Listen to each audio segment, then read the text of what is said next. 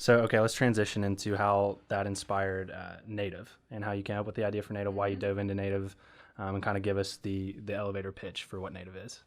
Okay, so like I said, it came from the food space, end of the food supply chain. Um, at Rubicon, we talked about, mitigating waste, and one of the biggest offenders of, food or of waste is food waste. For sure. So paid a lot of attention to that. I actually, after I left Rubicon, after about 2.5 years, went to Toast, which is a cloud-based point of sale system for restaurants. So I was back around food and started thinking about it a lot more as I was working in the restaurant space again, just on the tech side. What I quickly got into was going to food tech, ag tech events, and it turns out in 2018 there were 300 of them in New York City where I was living at the time. So almost any day of the week I could go find something, and at a lot of these events it was restaurant tech focus but also agriculture.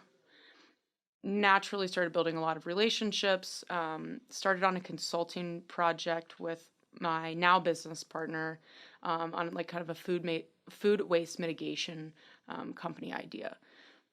And we realized, all right, if we're going to accomplish the issue of food waste and talk to farms, what's the primary issue? If I were to call them today, how would I get, inventory information? And that's actually how we uncovered a cloud-based tool gap at the farm level.